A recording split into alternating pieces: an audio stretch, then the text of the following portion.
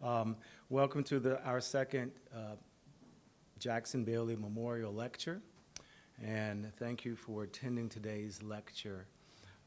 This lecture is sponsored by a number of good folks here on campus. We have the Earlham Libraries, the Center for Social Justice, the Institutional Advancement Office, and of course the Institute for Education on Japan. My name is Dyron Dabney, and I'm the director of the Institute for Education on Japan. And I'm pleased that you all have decided to make this part of your day, and having this opportunity to hear the words from Dr. Roy Wesley. Dr. Wesley is a Japanese-American Sansei, that is a third generation, born in Portland, Oregon. At the outbreak of World War II, his family lived through incarceration at the Portland Assembly Center for 5 months, and then 2 years in Minidoka, Idaho, this camp until January 1944. His father, Dr. Newton K. Wesley, the family name was Wesugi, but they shifted the name to Wesley. So you might hear references to both of these in his review of and recounting of the history. Was incarcerated for 3 months before being allowed to leave for Earlham College. And this is, of course, all thanks to Quaker tradition.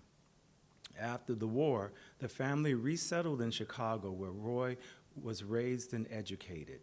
He received his MS and his PhD in cell and molecular biology and worked at Pfizer in New Jersey, New York, and Connecticut. He also received an OD degree at Boston's New England College of Optometry. Roy returned to business of his father, that his father created, which is the Wesley Jensen Company, and this country's largest contact lens manufacturer at the time. So he moved back to Chicago. Roy headed clinical research and was president of the National Eye Research Foundation. And he also does a fair amount of scientific research, but he's also an administrator for Firmologic Incorporated. And yet, with all of this that he does, he still has time to be a social justice and rights activist and a strong voice in exposing injustices against minority communities, in this case, namely Asian, Pacific, and Japanese American communities.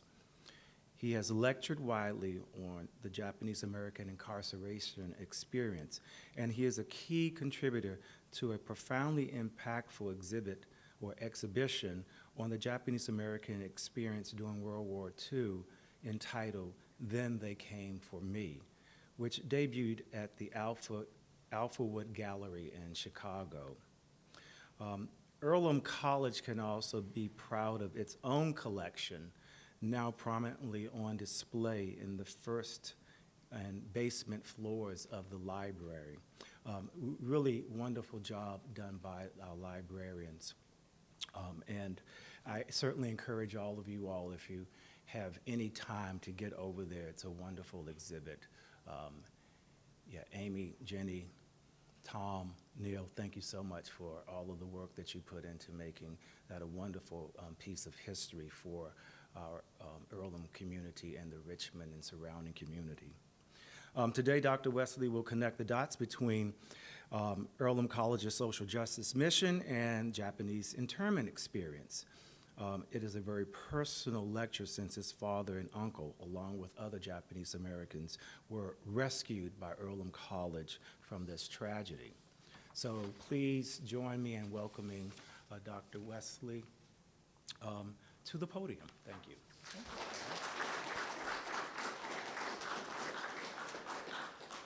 Thank you, Professor Dabney. That was really a very nice introduction, and you've covered my whole lecture, so you can all go home. Yeah, thank you so much. I appreciate being here, and I want to thank the library staff, Neil Baker and Tom Ham, and Jenny and Amy, for all of we've been, I guess, corresponding, writing, visiting for the past 3 or 4 years. And it's just been great to watch everything develop and grow. And the things that you've put together in the library are just wonderful. And we're very appreciative of all your work and support. And I also want to thank Rod Waltz, who just gave me a tour of the Quaker Conference Center at Quaker Hill, which is where my dad first stayed, and we'll talk a little bit about that when he came to Earlham.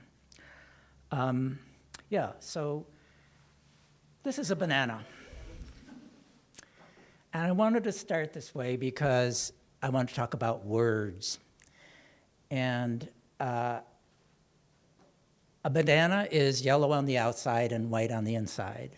It's also a pejorative word for Asians who have that same feeling, being yellow on the outside and white on the in. So I'll recount a story when I was about 6 or 7 years old, and I was too small to actually ever really look at myself in the mirror. I think our family mirror, in those days, the mirror was above the sink, and the sink was just about up at my head anyway, so I would have to stand up on a stool if I wanted to see the mirror above. So there I am, looking at myself in the mirror at that age and thinking, who is that?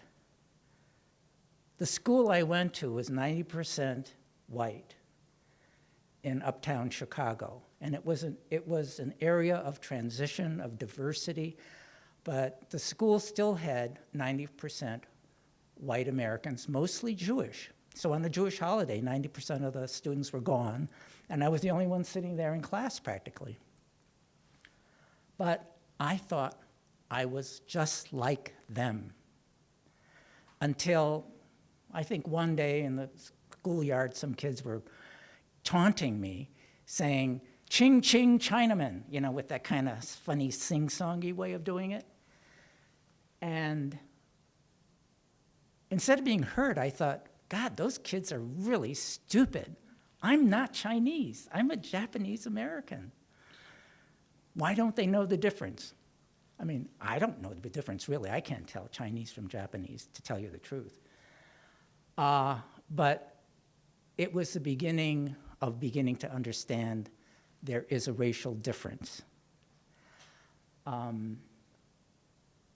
think there was only one other incident when I was walking into the Polk Brothers department store after the war, and I was holding her hand. We went in, she wanted to buy a toaster or something. And the salesman came up and said to her in a really mean, cruel tone, "Why don't you go back to where you came from?"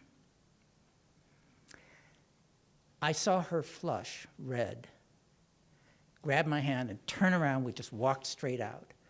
It wasn't so much my feelings that I was ashamed of. It was more hers, the hurt, the pain that she felt so closely after the war. And the war at that point, after 1945, had ended, but it had not ended for a lot of people. And occasionally you get into a taxi cab or something and it'll say, "Remember Pearl Harbor," with the flags, all of that. So even today, it hasn't really gone away. So there are words that were used during the war to make it okay to move all of the Japanese Americans away from the coast. And part of the strategy was to use words that made it okay. So an exclusion order was what it was called. That's the Executive Order 9066 that Roosevelt signed. We prefer to call it now an eviction order because that's what it was. They called us evacuees or internees being moved for our own protection, when really we were inmates, detainees, and prisoners. My husband tells me I was born a prisoner, which was true, literally, because I happened to be born right at that time. Evacuation and relocation are polite ways of saying we were really forcibly removed. And the assembly centers, so-called to gather us together in a nice way, was really a temporary detention center. And those were used during that time period before the camps were actually built, in the deserts usually. Internment was a polite way of saying we're incarcerating all these people or imprisoning them. And of course, the word camp makes it sound like we can go have fun. And the internment part of it, well, we were not just internees, we were those prisoners, we were incarcerated. And so the preferred term now is an incarceration camp. So these are some of the civil liberties that we lost at that time. You know, the guaranteed right of freedom of religion, speech, press, and assembly. All of those were lost at the time we were put into the camps. Religion was discouraged if you were a Buddhist, and Christianity was promoted, even though there were a large number of Buddhists. Fourth Amendment rights on unreasonable search and seizure, of course, was completely lost, particularly for those immediately after Pearl Harbor whose homes were invaded and men were taken away and summarily shipped off somewhere. And most families didn't know where, either to prisons, camps, or they were sent directly back to Japan. Sixth Amendment rights, a speedy and public trial, that never happened. We were just put into the camps. So another word, covering, which there's a whole book written by Kenji Yoshino about this particular topic. And it's to tone down a disfavored identity to fit into the mainstream. And you don't have to be a person of a different color to do that. I mean, a lot of us want to look like everybody else. You want to look like your friends. And so we all cover in one way or another. And sometimes we do that at the loss of our own true identity and individuality. So I go back and look at where my family came from, and for me, it's my grandparents on the Wasugi side, Kojiro and Chio, and they had American names. Harry, my grandmother Chio, never took an American name. And my grandparents on my mother's side, Sugetsugu Sasaki and Yae Nishi Sasaki. And they led to my dad, Newton, and my mom, Cecilia. So what did they leave when they decided to emigrate to the United States? My grandfather was born in Gobo City, Japan, which is in the Wakayama prefecture to the southeast of Japan.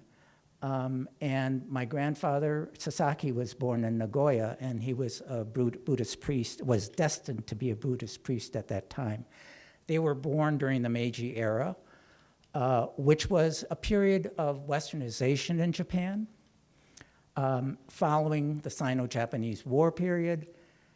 And that's what was happening in Japan, where the economy was really bad and taxes were very high, so there was a need for people to leave. My grandfather's parents had 9 children on a rice farm that couldn't support that many people.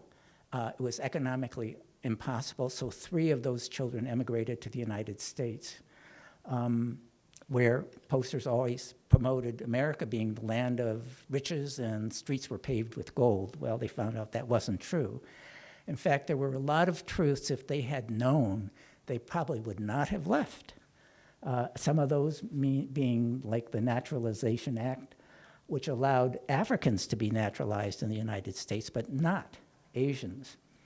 The 1882 Chinese Exclusion Act, which went on for 10 years, allowed Japanese laborers to replace the Chinese. That was probably, well, I don't know if that's good or bad. And those are the other things that were happening in the States around that time. So the climate really was one where, for example, in 1905, the California resolution that Japanese laborers, by reason of race habits, mode of living, are undesirable and barred from naturalization and cannot become citizens. And this was followed by 40 years of anti-Japanese bills. In 1906, San Francisco banned Japanese, Chinese, and Korean students to be mixed into the white population for education. I just wanted to pass over a couple things here. The 1922 Ozawa versus United States ruled that Japanese immigrants cannot naturalize because they are neither white or black, which are the only racial groups legally eligible for citizenship. So this is what my grandfather Wetsugi left. He left this beautiful area by the Hidaka River at the top photograph, and that's one from 1910. And this is a more recent one when I visited that same area. And you're looking at the same river with the hills from the family cemetery, and those are some of the family plots there. The rice fields are off to the top left, and on the far left, that's actually the Hidaka River, and the town, the little village of Gobo is right there. This is where my grandfather's house was, here, and this is a picture of a Japanese cedar tree, because the kanji name here, ue, means over, and sugi means the cedar tree. So that's your kanji lesson for today. He arrived in the United States in I should probably recorrect the date of his arrival, but this is a photo from 1900, actually, of his brother up at the top, who was the foreman and manager for bringing in Japanese labor to the Westport lumber yard here, and this is his wife, who was my grandfather's sister, Sue. And, oh, by the way, and she, Neil, and everybody in the library gave them a DVD today of a film called The Manzanar Fishing Club, and it was her descendant who did that documentary on that particular DVD. This is my grandfather and his wife, Chio, when they went back in 1912 to get married, returned to the United States in 1914, and you can see the difference here in Japanese dress and then being totally westernized. They really had a strong desire to adopt American ways. After trying to farm near Westport, Oregon for a number of years, they finally gave up because my grandfather had asthma and he couldn't do the farming as he wanted. And so he brought the family to Portland, Oregon, and he bought hotels. And this is one of, I think, the second one that he bought. He actually couldn't own it. It was on a lease, a hotel lease, because obviously at that time they could not own property. But this building right here, the skinny thing in the middle, is the Villa House, which is actually where I was born. This whole block was torn down in 1960. It's called the Land Block. But these beautiful buildings from the 1890s existed, and they housed, I think, when they were originally built, a great population of immigrants. This is from that same time period, and this is the front entrance that you saw in that other slide. And the little, I don't know what to call it, the sign here on the left talks about the rooming, the rates. It's 25 cents a day to rent a room there, or $2 for a week for furnished rooms. And my grandfather found $50 on the stairs one day and then decided to have a grocery store, and he did that right next door to the hotel property here. And that's my grandfather standing there in the window. And these two guys were boarders, one of the 35 boarders who were mostly immigrants from Europe who boarded there. And we were the only Japanese family there. My grandfather really had a desire to be American, and so he did not want to locate in the Japanese section of Portland. He chose this area in southwest Portland, very close to the river. This was at Southwest Columbia and First Street. This is an interior where my grandfather's here. This guy is Vito Raccanelli, who was one of the tenants. But I love the order of this particular picture of seeing, and this was very common for a lot of Japanese Americans. Were either in the grocery business or in hotels. My grandfather did both. So my grandfather Sasaki came from Nagoya, Japan, and he was destined to be a Buddhist priest at this temple. And this is from my visit to that temple, which is still there. And our lineage on that side goes back to 1610 in all of the temple records.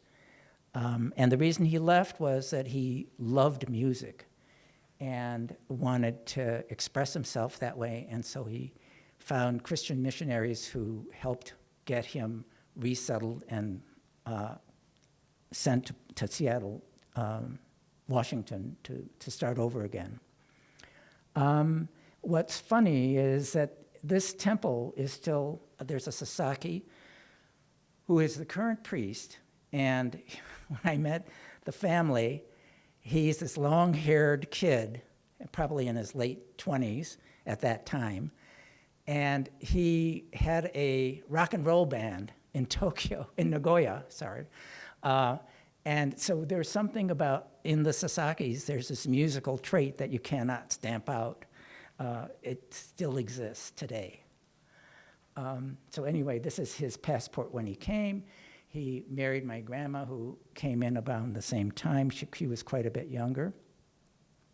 They met at the Seattle Methodist Church, where he was directing the choir, and she played the piano. And they had 5 children, 3 of which are illustrated here. My mom is here in my grandma's lap. And these are the kanjis for their family name, Sa, and this is a kanji for repeating that same sound, and Ki. So we got another tree. There are 2 different trees in my family lineage.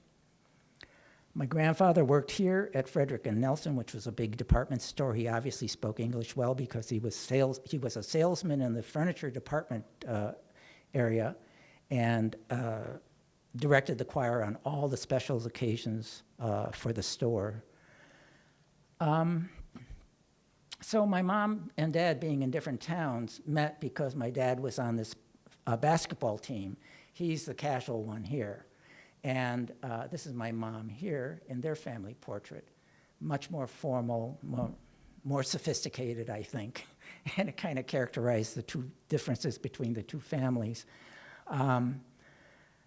So my dad would travel back and forth on these basketball trips, and then he fell in love with her.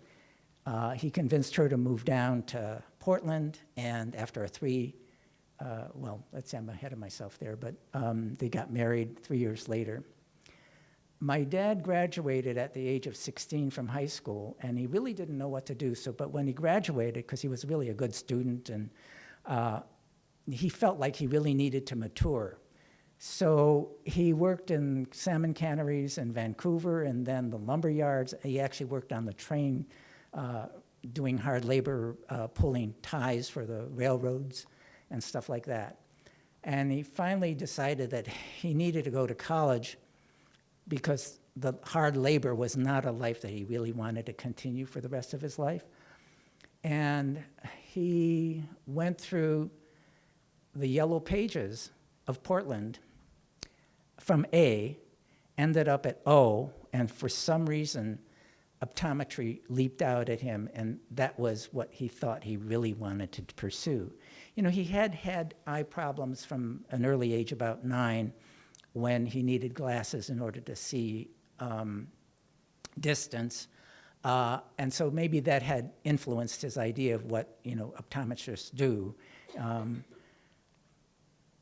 And he applied and was offered and was given a position. And after he graduated from North Pacific College of Optometry, which was located in this little area up here, the 2nd floor, adjacent to the Hollywood Theater. This is still here. This part of the building burned down about 20 years ago, but they rebuilt it, so it still looks exactly the same. But anyway, after he graduated, he was such a good student and impressed the president, Harry Lee Fording, so much. Harry Lee Fording told him, I'm going to give you this college to run, because he wanted to retire. And my dad said, no, I can't just take it for free. We should pay you something. And so he got his buddy who was in his same class, Roy Clunas, for whom I'm named, to get a bank loan for $5,000 that they were both equally responsible for, and they bought the college for $5,000. That school is now part of Pacific University. It's the Pacific College of Optometry now. And actually, they're the ones who are going to be publishing my biography of my dad. So at that same time, he started his own clinical practice in Portland at the age of 20. And while he was doing that, he was running the college with his friends, and he was also president of the Portland JACL, Japanese American Citizen League, which is in this picture here, and he's right there on that corner. They got married in 1940, and they lived in the villa house. This is my mom and dad. And this is Pearl Harbor, which happened that year. And at that time, these are just to capture the sense and the feelings of the anti-Japanese hysteria. This is something that actually is a cartoon from 1899, but just to show that that sense of discrimination, prejudice, and hatred has a very deep roots historically. And this is something that there were all kinds of forms of this Japanese hunting license, or the Jap hunting license. And more recently, I've even seen the Muslim hunting licenses showing up. So things don't go away. A lot of Japanese Americans were investigated by the FBI. The FBI actually had files on Japanese Americans like they do today, only in those days it was actually harder to properly to collect data. But nonetheless, some people were deported immediately within 24 hours of Pearl Harbor. So that shows you how active those files were. And the FBI came to our house, or at the Villa House, to investigate and find out if there were anything that would indicate that we were loyal to the emperor rather than the United States.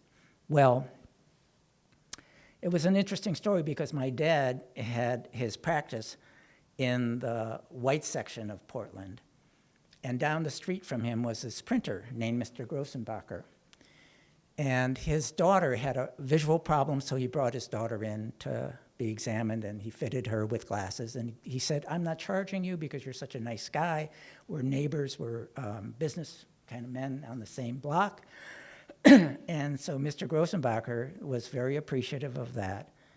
And they got to know each other because they would meet for lunch and talk often. Well, when the FBI came, my dad's father was the one who was home at the time, and they went through and looked for all sorts of things. And actually, there were things that would tie them back to Japan that most families got rid of, but my granddad did not. Anyway, somehow the captain of the FBI asked who was in the family, and he mentioned my dad being his son, and he said, oh, okay. And he said, leave these people alone.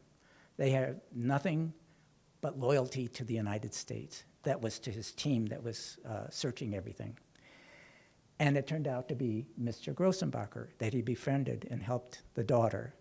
So they were spared from getting exhaustively examined by the FBI because of my dad's connection with Mr. Grossenbacher. Well, so I won't go through that, but all this did was to set up this patriotic sense that sort of was in my dad's blood from the very beginning. And this is their Christmas card that year, stating that they're grateful to be Americans, proud of the country, and they're privileged at this time of year to extend our friends sincere wishes for a very American Christmas. So, nonetheless, we got the exclusion order, and this is the one. There were I can't remember how many, 70 or 90 of these exclusion orders up and down the West Coast. And this one was specific to our area in Portland where we lived. And we were supposed to meet at the Salvation Army headquarters here on May 5th. The problem was I was born that day. So my mom got permission not to be sent to this particular assembly center for 3 days. But I think my dad had to go in. This is just a picture showing very much like cattle being put into the livestock areas. The area was quite extensive, actually, and it's still there. It's still an exposition center. I've been at this area along the river here, the Willamette River, and for some reason, part of the buildings are gone, and there's nothing but concrete and some of the old posts that exist there. And in the quiet of one day when I was there, it's almost like you could hear the ghosts crying out and their anguish at being displaced and wondering what's happening to us. It was very eerie being there at that time.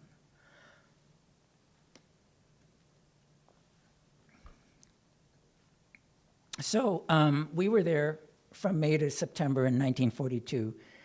Dad, thanks to the Quakers, found safety and harbor here at Earlham, and we would not see him for 2 more years. And in the meantime, we were shipped by train to Minidoka, this area. We've already gone through that. One of the things, this is a picture of the Minidoka washing room, the laundry room, where these huge pots were used to boil the clothes and clean them.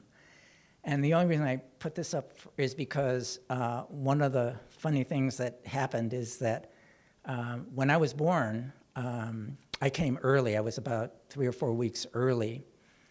And they weren't prepared for me, so they plopped me into the tin bucket that was used to clean the floors and wash the toilets and all of that. And for the next 2 years, I was washed and bathed in these buckets, these big tin wash tubs, because they wouldn't, the laundry showers, the showers were always dangerous to hold a baby because you could drop the baby, with the soap and all that. So they always used these tubs to wash the babies that existed at Minidoka. So I thought, oh, that's where I was washed, okay. Our location in Minidoka was here, this block, in a 10 by 10 room. My mom's mom was over here, 3 miles away. So there wasn't very much support for her raising my brother and me. And the hardships that she had to face are the basis of the memoir that I've written that is now on my editor's desk. It's a separate book, and I call it Lost Life, because this period of time is something that I think she never got over. It's almost like you have PTSD from an incident that you never talked about after it happened, but you bore the scars, and it led to a particular way of being in life that was hard, and she never kind of mustered up the courage to really face the issues that came up from this time period. And she carried it forward with her for the rest of her life, and she died relatively young at 56 from cancer. And I think a lot of that has to do with the struggles from this time period. Well, we didn't talk about the loss of this particular right, which we usually never think about, Article 13, slavery. But in many ways, the Japanese Americans were put into indentured servitude because, well, even at the very beginning, when the executive order came down, for many communities on the West Coast, it happened to be harvest time for a lot of fruits. And so their properties were taken away. But then when the towns realized, oh my God, there's nobody here left to harvest the fruits, they pulled them out of the camp every day to do the harvest. So they no longer had the rights to that, but they were being forced to harvest the property that they used to own or, lease. So this is a typical scene on Minidoka.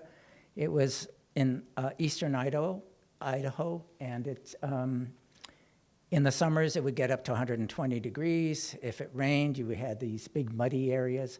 In the winters, it would go down to -20, and these little asphalt-covered wooden barracks did not protect from either way, hot or cold.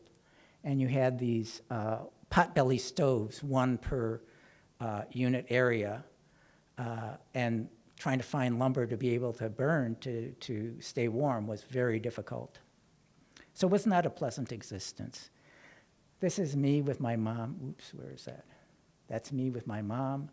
That's my brother. And at that time, here's Dad at Earlham in front of Bundy Hall. And of course, Bundy looks exactly the same. I mean, and there we are with that's his mom, my dad's mom, and his sister that were with us. So this is actually taken at Earlham. It almost looks like a prison thing, but it's not. I don't know why it was taken here, but there he is. And in 1943, he went to an attorney here in Richmond to change his family name from Wesley to Wesley. And he thought, well, how could his parents object? I mean, they were Methodists, and John Wesley was the founder of the Methodist faith, so he thought they couldn't object at all. Well, they certainly did. They said, how could you throw over a 1,000-year-old samurai name for whatever reason? But they finally adapted to it.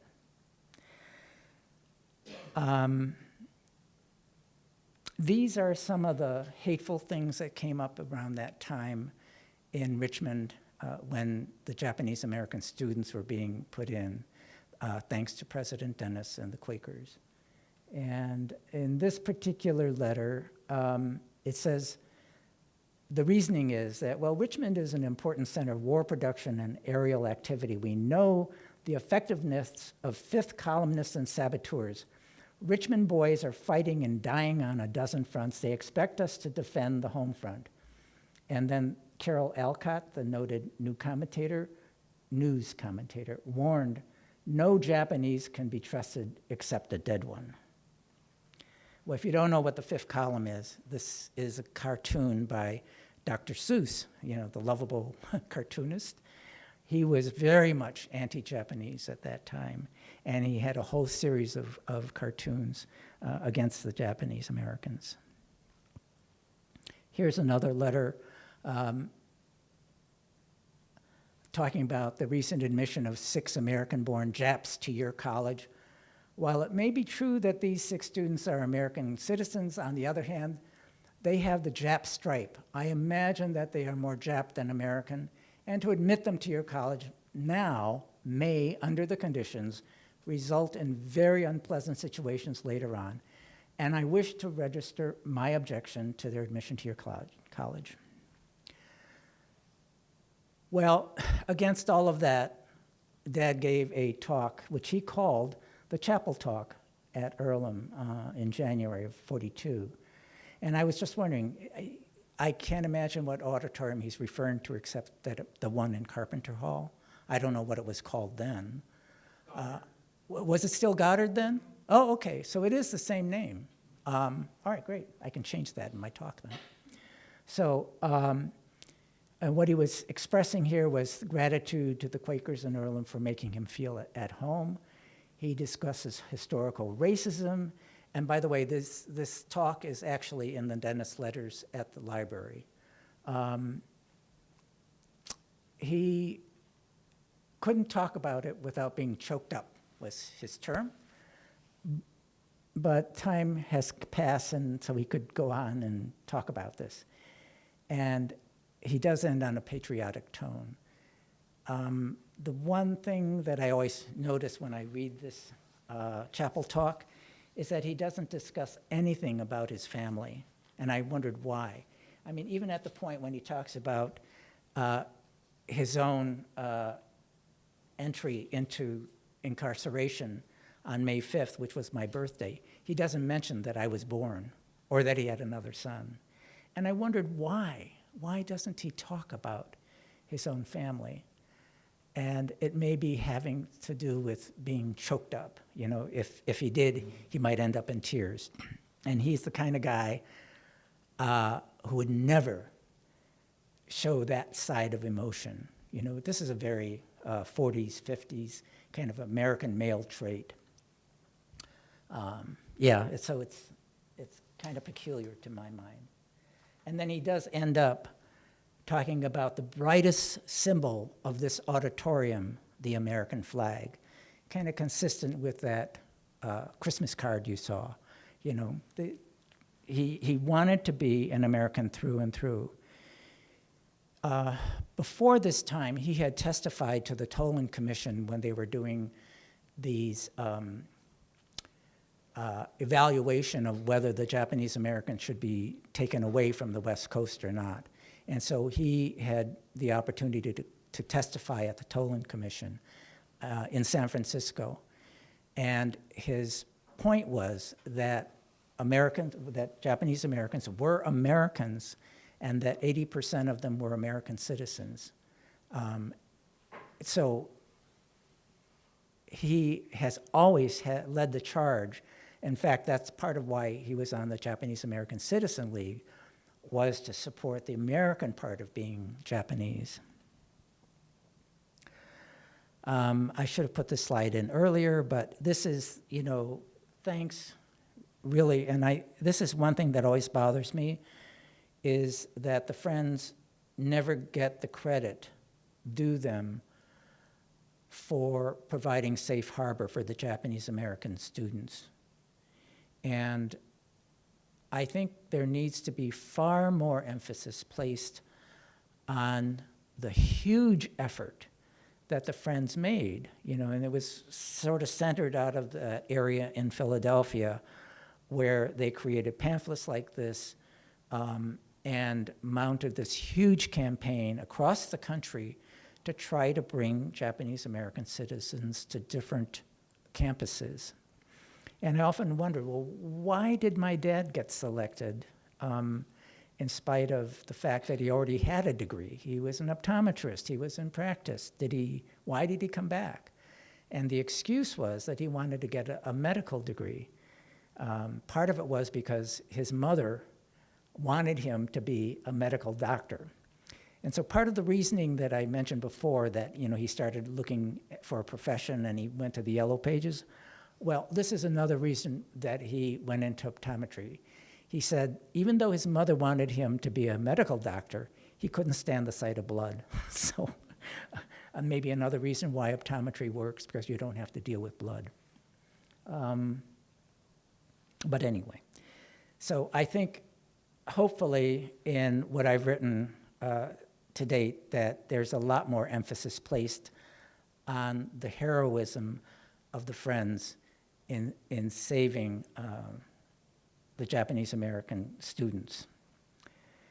So liberty regained for my mom, my brother, and me was partly a result of this letter that my mom wrote in May of 1943, asking for permission to leave the camp early because the war was still going on. But if you could prove that you had a job and could support yourself outside of the camp, they might give you permission to leave.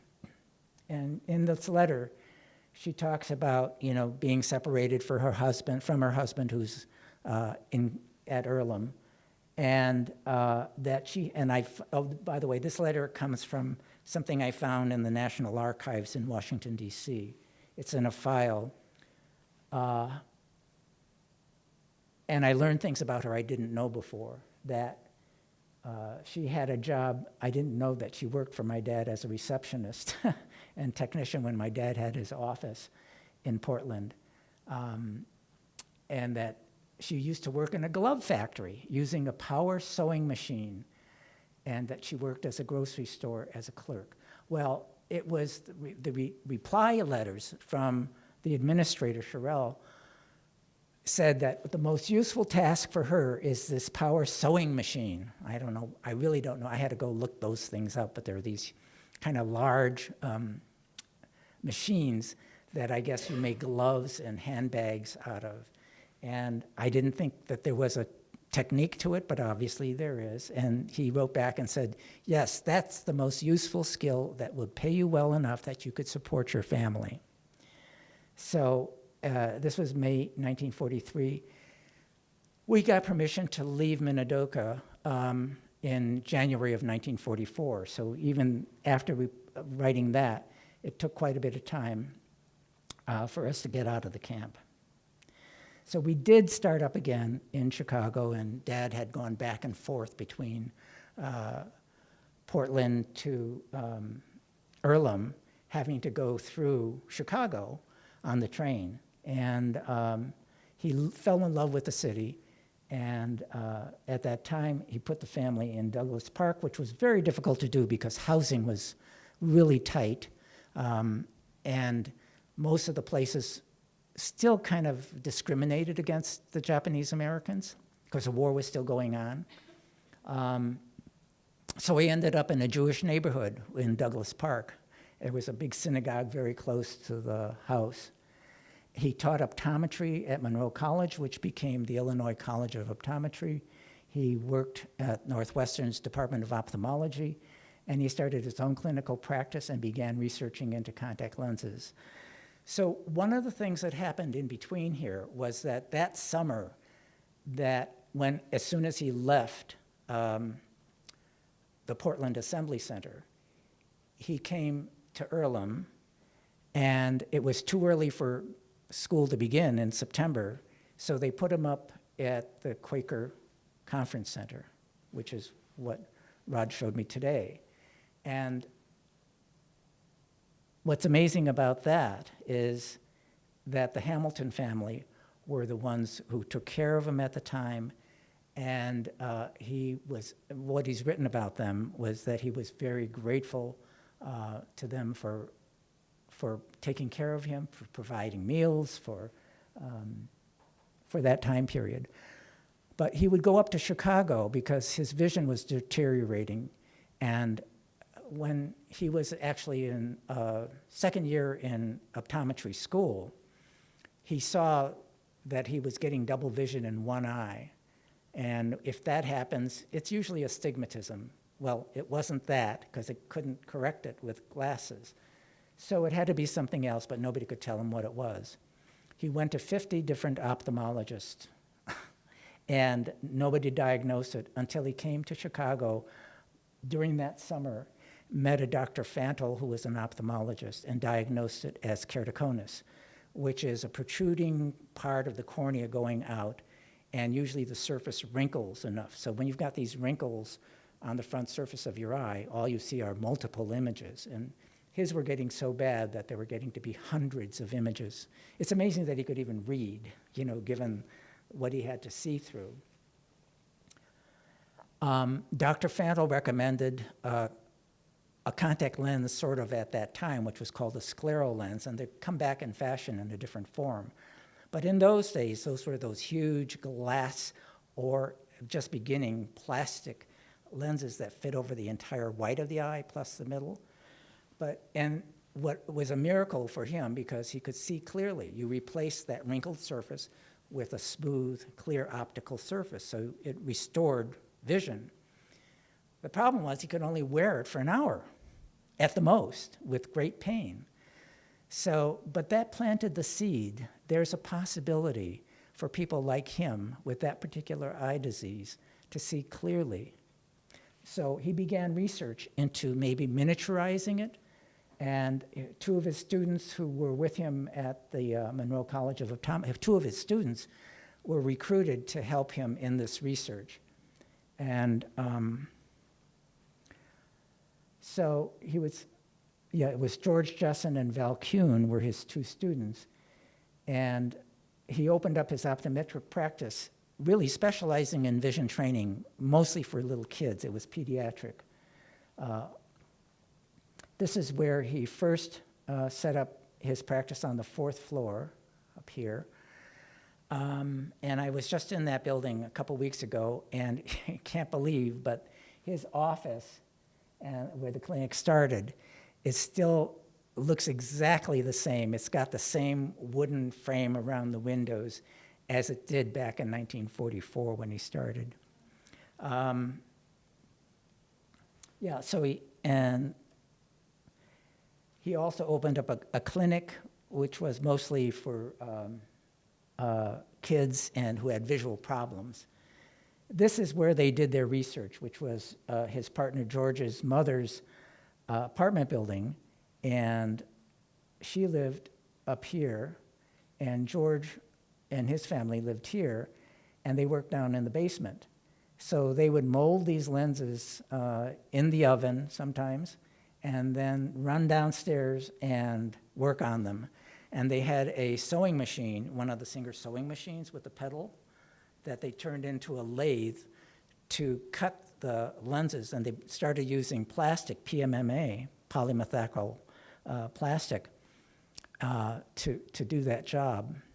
Well, they finally developed a lens by 1952 called the Spherecon lens, which became a worldwide sensation for that period of time, in which they patented. And this is just to show his schedule for from February through May. It's every weekend, every midweek in these different cities across the country. And that's why I never got to see my dad, because he was always busy out training, developing, teaching doctors how to fit lenses, because you had a new product that had to be, doctors had to be trained on how to do that. And the public also had to be trained. Because he wanted to reach a lot of doctors in smaller towns where optometrists normally live, he learned to fly his own plane. He had a series of them, starting from a single engine to this last of his planes, the Twin Beach. Until the insurance company told him, it's too dangerous, you've got to only fly commercial because we can't afford your key man insurance if you died flying your own plane. He attended one of these international meetings in 1956, and he's the only optometrist to have received the Herschel Medal twice from this International Contact Lens Society group. Oh, I guess I should say that at that time, they opened up 33 offices, or they had 23 offices in the United States and offices in 33 countries. So from that international meeting in Germany, he held the first World Contact Lens Congress in Chicago at the Edgewater Beach Hotel, and over 2,000 doctors attended. And one of the gimmicks was to have Anna Marie Kolb, who was German, they had a contest, a beauty contest, I guess, which was very popular in the 50s. Today you couldn't get away with that. But she wore a dress made of contact lenses, and there was a whole series of dresses that were designed with the word contact lenses on them. And the dress was insured for $1 million by Lloyd's of London, and it's very gimmicky, but we wouldn't do that today. So training the public was also part of the mission, and so we created the National Eye Research Foundation to do that. And we had people like the Chicago Bears quarterback, Bill McCall, who was one of our patients, Phyllis Diller, Ronald Reagan. He appeared on the Today Show, and there was another famous show at that time. He always claimed that he got the words contact lenses into Webster's dictionary. I checked that out, that's not true. And then Everett Dirksen was instrumental in helping the company, and actually presented a talk in Congress praising him and his work and the company. The company grew, and in 1985, it had moved to this building here in Chicago on Superior. Here's Mayor Harold Washington doing the ribbon cutting. And then later, it had expanded and into a 325,000 square feet of space in Des Plaines. The only time we made national press was when Jon Stewart made fun of Mitt Romney because he had made Wesley Jessen the theme story of his success as a businessman, and it was on national television. I'm not going to go through all the dissent, but I just wanted to say this is a repeat going back, but to change the wordage so that in 1942, those rights were violated for Japanese Americans, and just to remember that we can't let this happen again, that we have to be vigilant and speak out. Thank you.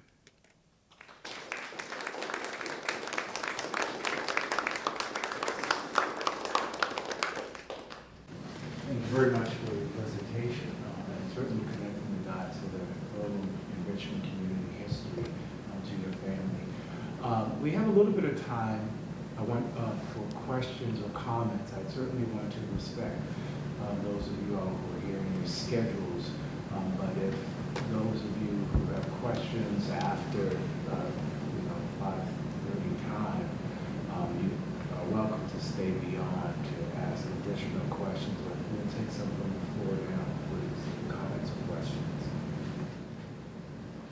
I have a question. So you mentioned that your grandfather at the time had a very strong desire to be to be very, very American. Would you say that was the general consensus for other Japanese Americans at the time, and whether or not that was a desire or as much as a need to kind of assimilate with other people, to not be an outsider as much? Well, I think it's generalized by all immigrants of the first generation. They want their kids to be Americans. And many of those families tell their kids, don't speak whatever language you're speaking, speak English, except at home, because they needed to understand each other.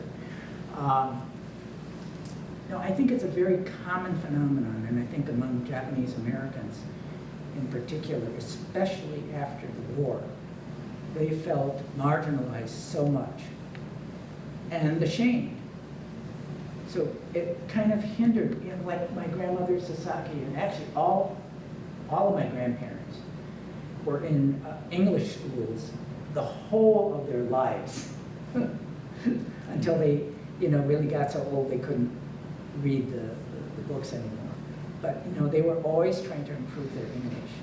There was this innate desire to become part of the culture as much as they could.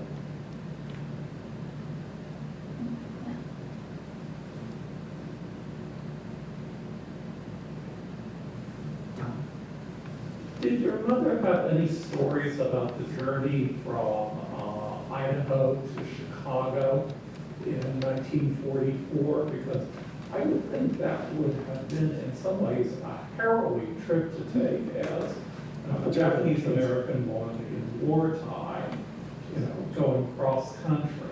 Absolutely. I'm sure she does or did, but like all people of that generation, they never spoke about it. Only after 1970, when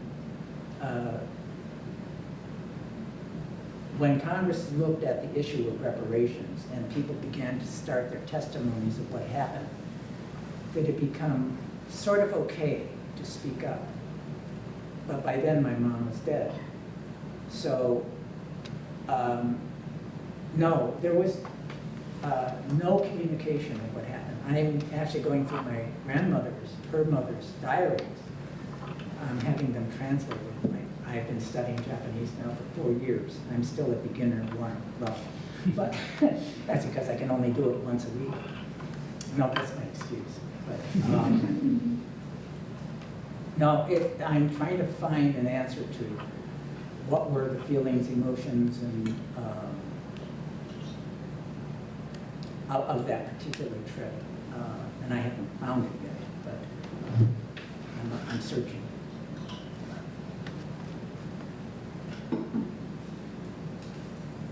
How was the communication with you and your parents about everything that they went through? Like, how did you even start having a conversation with your family about learning about all these? We never did. This is the problem, you know. So here I am writing, and like I said, everything that I've learned, I have had to research. Everybody that I really want to know things from are dead.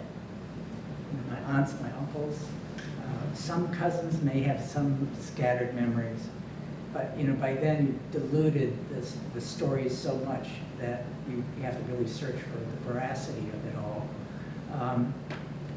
Some of the great resources that I have are like in Chicago, the Japanese American Service Committee, which has, and Densho in Seattle, Washington, which has captured stories from the first generation Japanese Americans. And there, you can look at their records, you can pull out their feelings. You know, many of them have described what happened to them on that train trip from wherever they were first detained in an assembly center to the camp. But it's very difficult to get that information, and especially when you're looking for answers in your own family. But it's possible.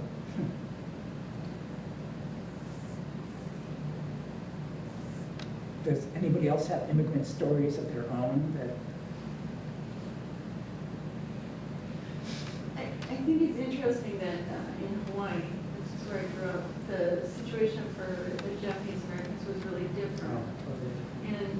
And what I was told by, because I studied Japanese fishermen for my master's degree in the tuna fishery, most of them, the bad thing that happened is that they got their boats taken away from them. Because they worried they'd go, I don't know, go out and bring back Japanese, I'm not sure. They gave them to Hawaiians, the fishery of the coast. But other than that, they didn't put them in, you know, they didn't pull them together, basically. There was one camp in Hawaii, outside of Honolulu. Outside of Hawaii. Yeah, and I think there were only 1,200 people that were placed there. But they were people who were known to be, I guess, fiercely loyal to the emperor. But you couldn't incarcerate all of the Japanese. Well, that's what people Hawaiians. said. I wanted to ask you about, so what people say in Hawaii is, that would have been, I mean, that's the largest minority group. Everybody, there's no Yeah. majority group, right? Japanese The are the economy largest would minority. collapse if they did that. Yeah. So there was an economic reason, just as there was an economic reason for really putting the West Coast Japanese Americans into the camps, because it was you know, everything was sold for pennies, 10 cents on the dollar. So it was exploitation economically. But that is interesting about the Hawaiian Japanese. You know, they're quite an exception. And you know, what's funny is to see some of the documentary films where the children they dug trenches out around schools, and then they outfitted the kids with little gas masks and things because they were afraid of another attack. You know, it's kind of like us when right after 9/11, the whole country went into this hysterical panic that every building got secured. You had to show your ID. You know, you had to go through all these extraordinary measures, and look, we're still suffering from it and trying to get onto an airplane. You know, our shoes, everything. And it's been how many years? It's like crazy. I understand your parents never really talked about what had happened in their past. Did they ever go back to Portland? Did they ever go back to the West Coast? My grandparents did, because my dad wanted them to settle in Chicago with him and the family. But they were really uncomfortable doing that. They wanted to be back where they felt that's where their roots were. And my granddad had a hotel that was maintained during the war years by Cora Oliver, who was another one of those heroes, an American who saw the injustice and said that she would take care of the hotel for them until the war was over. And part of that money that she collected from rents was what helped keep Dad here. So she's also another one of those heroes like the Quakers. My cousin Danny Wesseby, who also works with Earlham, knows about her because of her relationship to his dad. She befriended a lot of Japanese American students. She's pretty remarkable, she and her husband. I'm actually writing my senior thesis as kind of a comparison between the Japanese American internment camps and what's currently going on at the U.S.-Mexico border. I was just Great. curious to hear your thoughts on the current situation. Yeah, well, obviously there are parallels, and it's a political situation with different origins,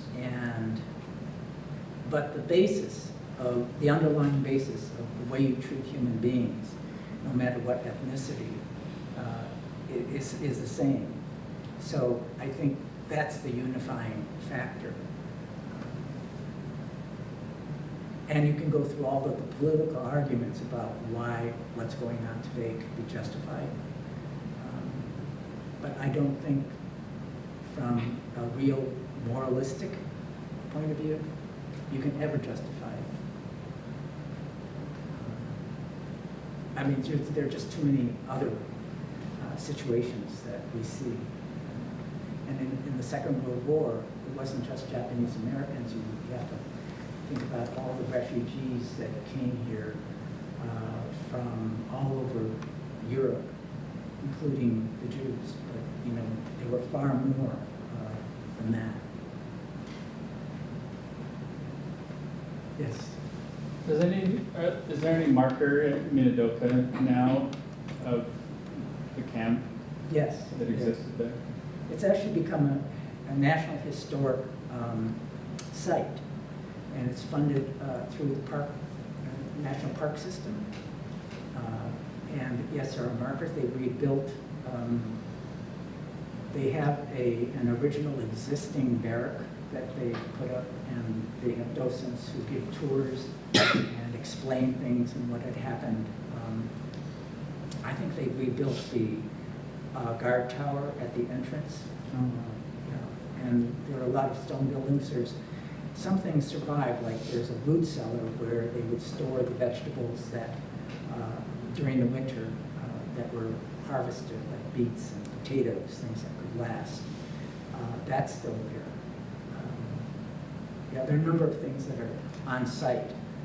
And there's a pilgrimage that occurs every July that goes there. And I've gone on three of them over the years. When you mentioned the name, I Google mapped it and saw that it's located not far from Ridgefield, Idaho, where my mom grew up. And so I texted her and said, "Did you know that this site existed?" And she said yes, but I had never been out there. So I grew up in Utah, and it reminded me of Topaz, the site there, and it's just sort of gone from the landscape. I think maybe there's a sort of lack of a marker now. Yeah.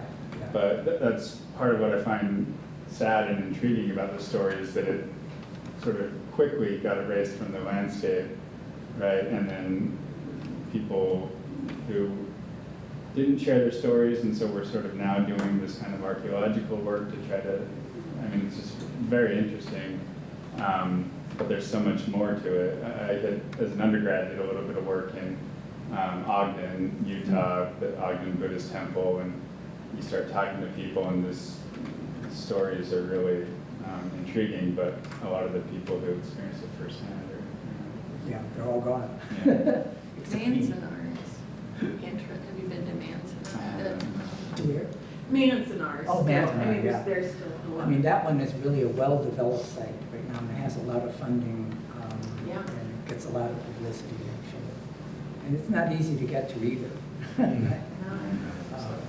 Well, you know, one of the things, when I first went to Minidoka, used to be in the desert of Idaho, southeastern Idaho, I was really disappointed, because all the stories that I had heard and read about it being so hostile in this desert.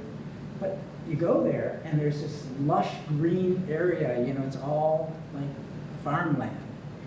And the reason it's that way now is because the Japanese Americans were forced to irrigate from the tributary of the Snake River so that they could do their own plantings. And that led to the development of the agricultural life in that area. They recovered the desert back into a productive site. So I thought, this is curious, but things change. So, when you mentioned 9/11, you said we, and so you identify as American, right? And when you become an educator and a researcher and an advocate, how do you feel about looking back and the anger that some people still have towards what happened from the American side, from the Japanese side? Do you feel like you try to remain, to have any loyalty to Japan or to America, or how do you? Well, I never had any navigate those? loyalty to Japan to begin Okay. with. I have a child, one of my sons lives in Japan. He's married to a Japanese citizen. But he considers himself American, as does everybody he meets in Japan, because, you know, Japanese are very, I don't know what the right term is, but they're very exclusionary. I mean, if you don't live There's in a lot of Japan. pride and purity. Yeah, right. And so even though he was Japanese by heritage, he was raised in America, and therefore he's not considered to be Japanese at all. But for myself, I am prouder of the next generations, because what I've seen is that they're the ones who are inflamed, incensed, and are carrying the banner. People of my generation and the one just right after me didn't learn about this until much later. And, you know, by our training, we're culturally more compliant, I guess, just as my parents were. So we don't carry that same burning torch like the kids do now. They're the ones who really are the hope for the future, like you are. You're the ones who have to take the banner and remember these stories and not let it happen in our country again. We're too old. You know, it's sort of like voting. You have to get rid of all of the old people before things really change. But thank you so much. Thank you all so much.